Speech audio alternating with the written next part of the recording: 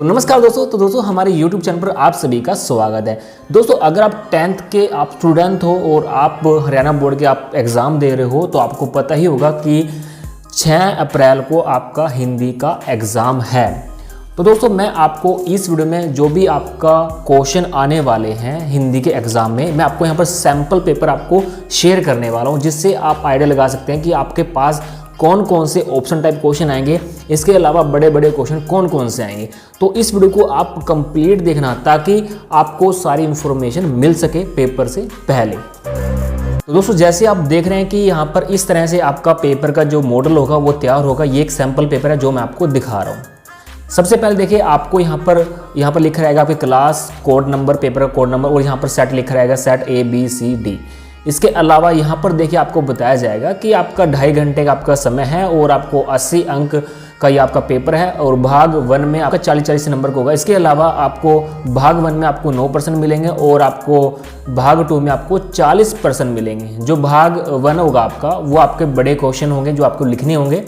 इसके अलावा जो आपके छोटे क्वेश्चन होंगे ऑप्शन टाइप होंगे तो आपको वो 40 नंबर का होगा। तो चलिए सबसे पहले हम भाग 2 कर लेते हैं। मैं आपको बताने वाला हूँ कि कौन कौन से पर्सन आने वाले हैं। सबसे पहले देखिए यहाँ पर भाग 2 है जैसे मैंने आपको बताया है। तो इसमें सबसे पहले आपसे पूछा जाएगा 40% जैसे आप देख रहे हैं। तो पर्सन कौन कौन से आ सकते हैं आपके पास। सबसे पहले देखिए इस तरह का आपका फॉर्मेट होगा पेपर का, और इनमें से जो भी मैं आपको कराने वाला हूँ तो इनमें से भी आ सकता है, काफ़ी कुछ मिला जुला आ सकता है। सबसे पहले देखिए ये आपके एक नंबर के होंगे जो आपका भाग 2 होगा। भाग 1 आपका जो बड़े बड़े क्वेश्चन होंगे 2 नंबर, 4 नंबर, 5 नंबर का। ये भाग जो 2 है ये आपका 1 नंबर का क्वेश्चन होगा। सबसे पहले यहाँ पर पूछा गया है क्वेश्चन 1 में उपमा अलंकार का उदाहरण दीजिए। तो यहाँ पर आपका इस तरह का क्वेश्चन आएगा। यहाँ पर उपमा भी हो सकता है, अनुप्रास भी हो सकता है, यमक भी हो सकता है। तो यानी कि इस तरह का क्वेश्चन सबसे पहले आपको दिया जाएगा, तो आप सभी अलंकार पढ़ के जाइएगा। उसके बाद यहाँ पर सेकंड क्वेश्चन यहाँ पर पूछा जाएगा कि ये जो शब्द लिखा है इसमें कौन सा अलंकार है। आपको कोई भी शब्द दिया जाएगा, लेकिन दोस्तों मैं आपको बताना चाहता हूँ इसमें देखिए कै यानी कालिंदी कूल कदम्ब, तो यानी क्या शब्द 3 बार आ चुका है। तो इसमें अनुप्रास अलंकार है। मैंने काफ़ी कुछ पढ़ा हुआ भी है वैसे। तो इस तरह का आपको शब्द दिया जाएगा और पूछ लिया जाएगा कि अलंकार कौन सा है। कोई इसके अलावा कुछ और भी दे सकता है एग्जामिनर।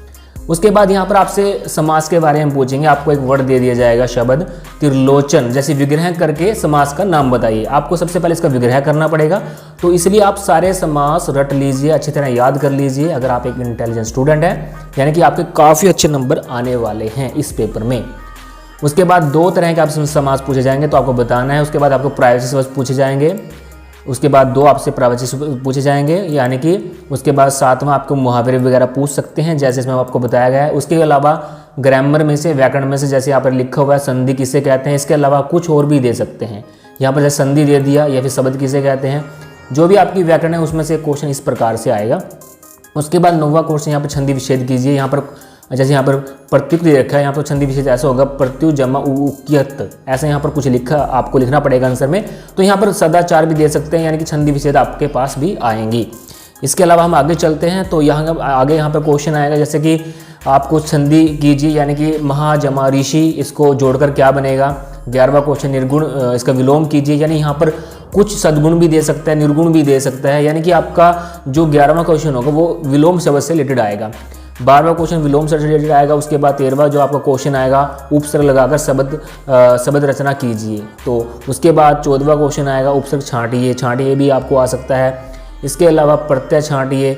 और इसके अलावा फिर आपसे चल जाते हैं ऑप्शन टाइप क्वेश्चन, जैसे कि यहाँ पर आपको दिए गए हैं कि 17वें क्वेश्चन में योग का संदेश गोपियों को कैसा लगा। तो इसमें आपको बताना पड़ेगा कि कौन सा ऑप्शन सही है। उसके बाद जैसे सूरदास ने हरि की तुलना किससे की है, तो यहाँ पर आपसे ये पूछ सकता है। इसके अलावा और भी आपसे पूछे जा सकते हैं जैसे मैंने आपको इस वीडियो में बताया है। इसके अलावा 20वां क्वेश्चन आप दे सकते हैं कि आपका इसमें से आया हुआ है अभ्रक का क्या अर्थ है, तो आपको इसमें बताना पड़ेगा अगर आपने पढ़ा लिखे हैं तो। उसके बाद तुलसी के आराध्य कौन है, तो आपको बताना हो श्री कृष्ण, महादेव, श्री राम या फिर शक्ति। तो यहाँ पर आएगा इसका श्री कृष्ण। उसके बाद परशुराम के क्रोध को किसने शांत किया है, तो लक्ष्मण, जनक, राम, विश्वामित्र। तो यहाँ पर आएगा राम। तो ये आपके क्वेश्चन आपकी बुक के हिसाब से पूछे जाएंगे। तो कृष्ण के सांवले अंग पर क्या सुशोभित हो रहा है, तो ये आपको बताना है किशन नुपुर कहाँ पहने हैं। तो ये आपके क्वेश्चन आएंगे, आप इसे बड़े आराम से देख सकते हो। तो यहाँ पर आप इसे स्क्रीनशॉट भी ले सकते हो बड़े आराम से। तो यहाँ पर ये आपके क्वेश्चन हो गए जो कि 40 होंगे, जैसे आप देख रहे हैं। निर्जी का चश्मा पाठ में कैप्टन कौन है, तो इसके बारे में आपको बताना है। तो यानी कि आपके जो बुक है उससे रिलेटेड क्वेश्चन पूछे जाएंगे, तो इसका आप स्क्रीनशॉट भी ले सकते हो, और या फिर आप इसे वीडियो रोककर इसे आप देख भी सकते हो। तो ये आपका पूरा आएगा टोटल 40 नंबर का 40 क्वेश्चन। फादर कमिल बुल्के की तुलना लेखक ने किस वृक्ष से की है, आपको वृक्ष का नाम बताना है। 4 ऑप्शन देख, जो भी आपका ऑप्शन अच्छा लगता है वो ठीक है, तो उसका उत्तर आपको अपने उसमें पेपर में लिखना है। अब चलते हैं पार्ट 1 पे, यानी भाग 1 पे। अब दोस्तों देखिए, ये आपका भाग 1, इसमें आपसे पूछे गए हैं 9 प्रश्न। तो सबसे पहले बड़े बड़े क्वेश्चन अब आपके लिखने वाले आ चुके हैं। सबसे पहले देखिए, आपको पूछा जाएगा चौपाई छंद का लक्ष्य क्या है। तो यहाँ पर चौपाई भी आ सकता है, इसका कोई और छंद भी आ सकता है।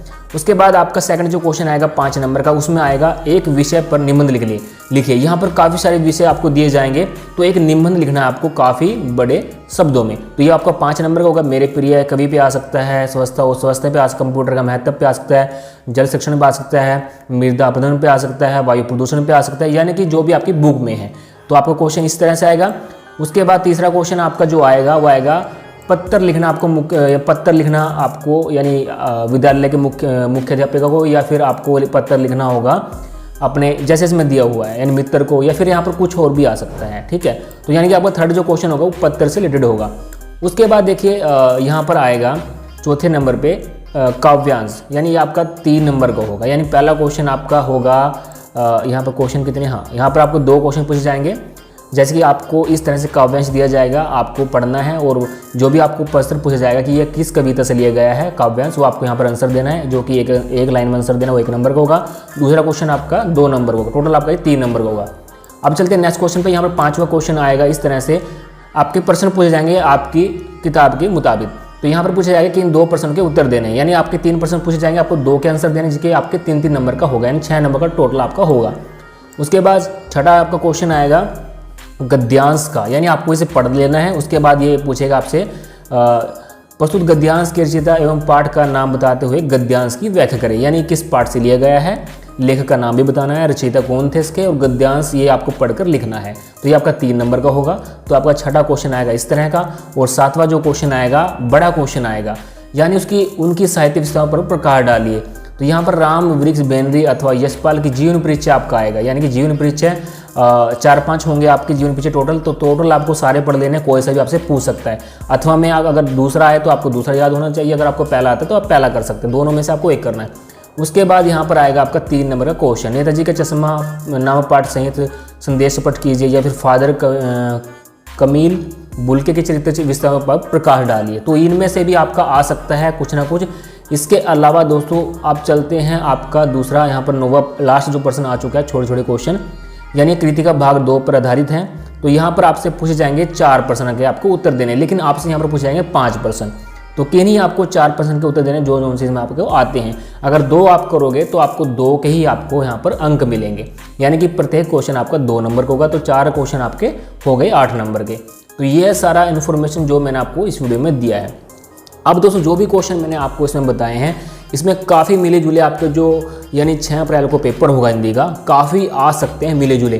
तो इस तरह से आप तैयारी करके जा सकते हैं एडवांस में। जैसे मैंने आपको बताया कि क्वेश्चन वाइज किसी स्टाइल से आपका पेपर आएगा। ये आपका एक सैम्पल पेपर है, मैं आपको बार बार कह रहा हूँ, ये आपका सैम्पल पेपर है। इसी हिसाब से आपका पेपर आएगा जो कि आप अटेंड करोगे 6 अप्रैल को। तो फ्रेंड्स ये तो सारा इन्फॉर्मेशन, उम्मीद करता हूँ आपको ये वीडियो पसंद है। लाइक करना, शेयर करना और कमेंट करना। अगर दोस्तों आप इस यूट्यूब चैनल पर पहली बार वीडियो देख रहे हैं तो चैनल को सब्सक्राइब कर लेना, साथ में बेल को प्रेस करना, ताकि हम जैसे ही वीडियो अपलोड करें आपको तुरंत नोटिफिकेशन मिल सके। Thanks for watching.